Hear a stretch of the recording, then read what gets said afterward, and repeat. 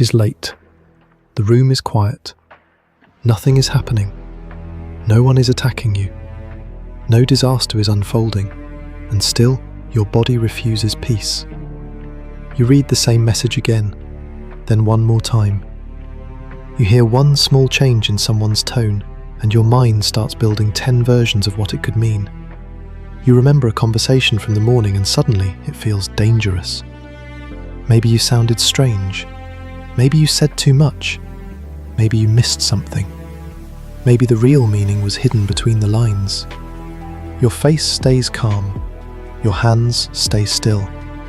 But inside, everything is already moving too fast. Most people look at this from the outside and give the simplest explanation possible.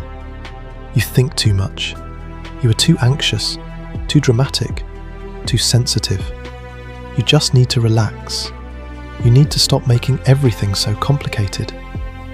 But that explanation is cheap, it is comfortable, and it is wrong. Because overthinking is rarely just a bad habit of the mind. Very often it is what happens when the mind no longer believes that life is simple, safe, or predictable. It becomes a system of constant scanning, a form of internal surveillance, a private attempt to prevent pain before it arrives. What looks like mental noise is often a deep strategy of control, built by experience, sharpened by fear, and repeated until it starts to feel like personality. And that is what this is really about. In this video, you are going to see that people who cannot stop overthinking are not just trapped in thought. They are often living inside a very specific psychological structure. A structure built from vigilance, anticipation, memory, self-protection, and an almost painful need to be ready before life strikes again. If this already feels uncomfortably familiar, leave a like, subscribe, and let us go deeper. The first trait is the inability to trust stillness.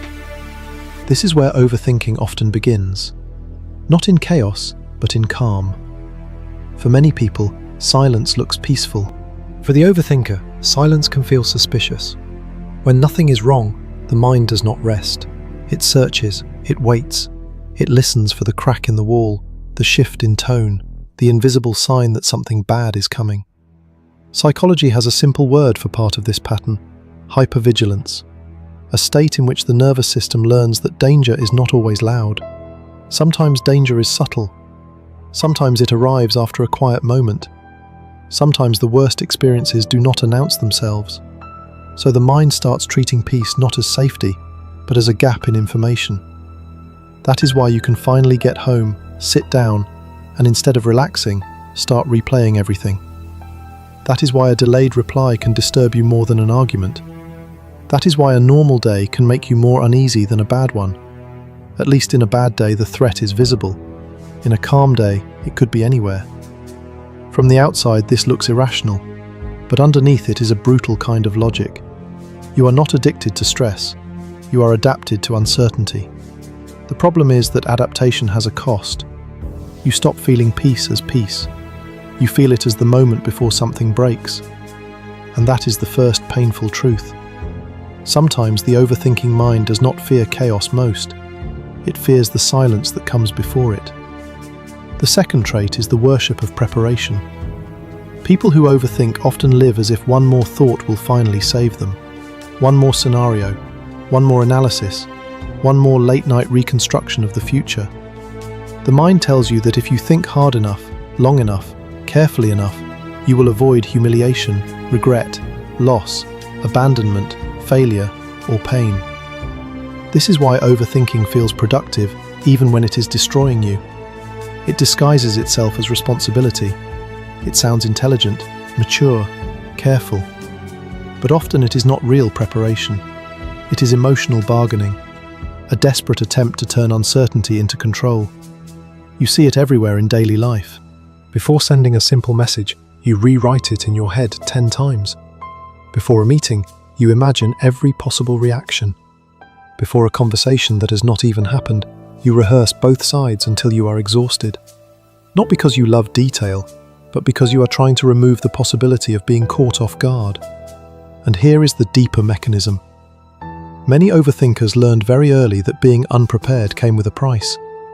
Maybe the price was shame, maybe rejection, maybe punishment, maybe chaos. So now the mind treats anticipation like armor.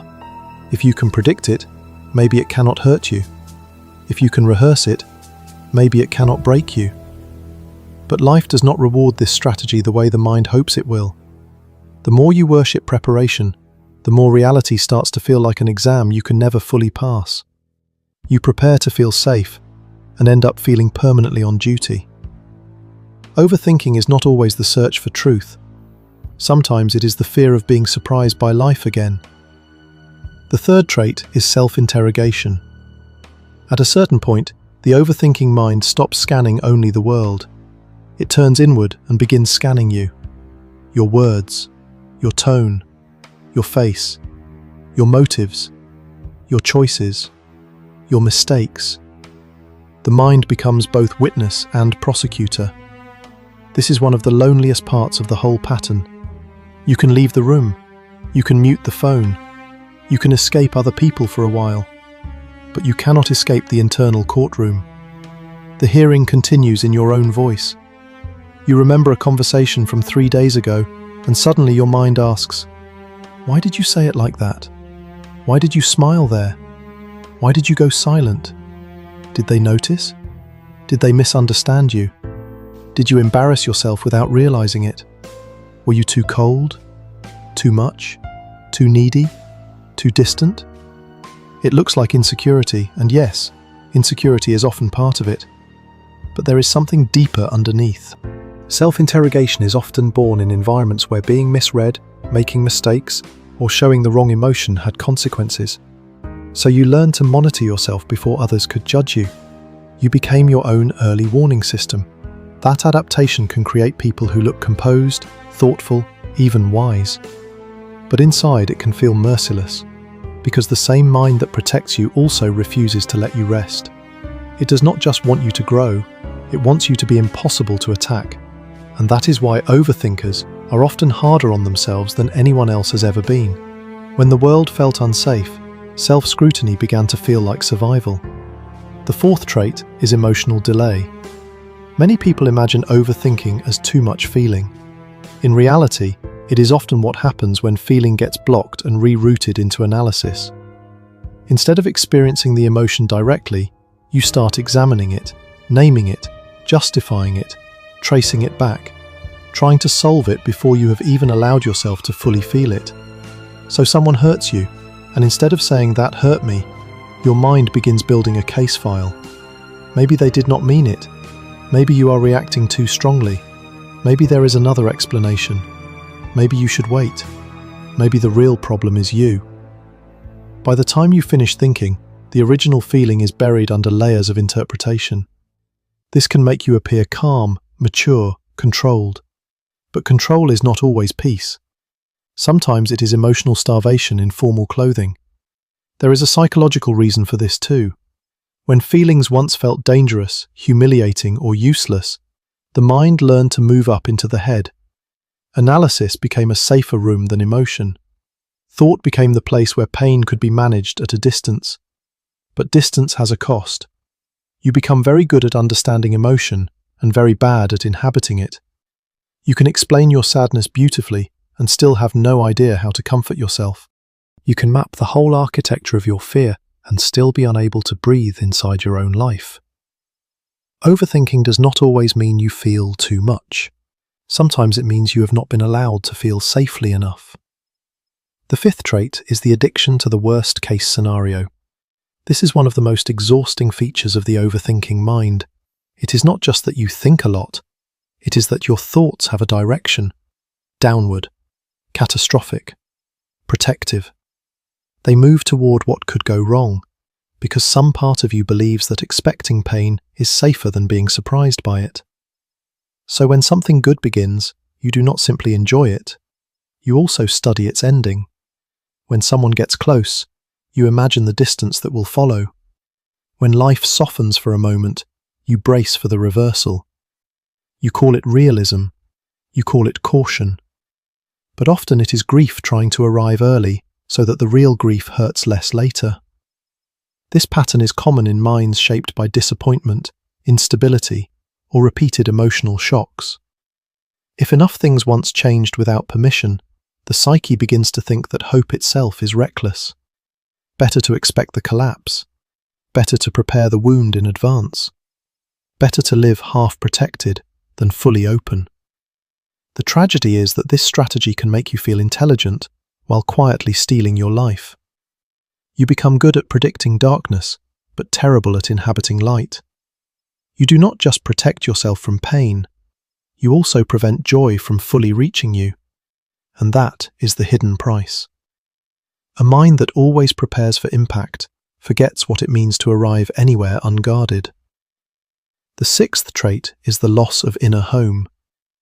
This is the deepest layer of all. After enough overthinking, it stops feeling like something you do and starts feeling like the place you live.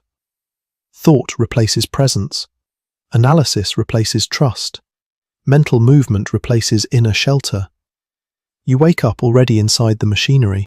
Before the day even touches you, your mind is ahead of you, scanning, sorting, revising, anticipating. You are not just reacting to life anymore. You are living at a distance from it, watching yourself live, commenting on it, editing it, rarely landing fully inside the moment itself. This is why overthinking can feel so strangely empty, even when it is intense. You are active all the time, but not rested. Engaged all the time, but not connected.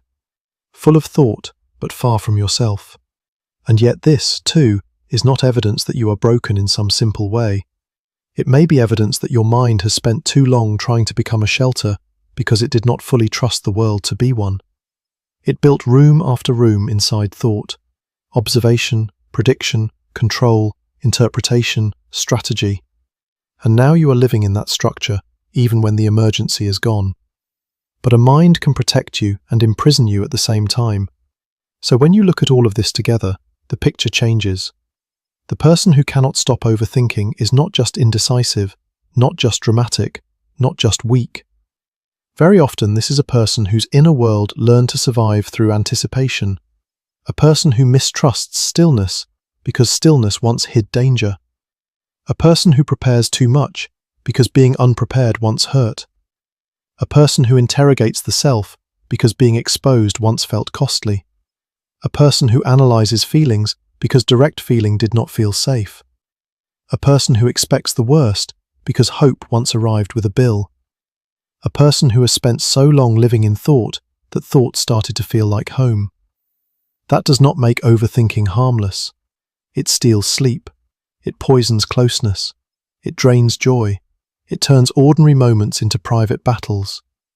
But it does mean something important. Your mind is not doing this for no reason. There is history in it, logic in it, pain in it, adaptation in it, and maybe that is what changes everything. Because the moment you stop asking, why am I like this, and start asking, what was this trying to protect, shame begins to loosen its grip. You are not simply a person who thinks too much. You are a person whose mind learned to stand guard long after the danger had changed. And the final truth is this.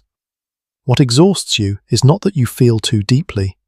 It is that you learn to survive by never fully putting your guard down.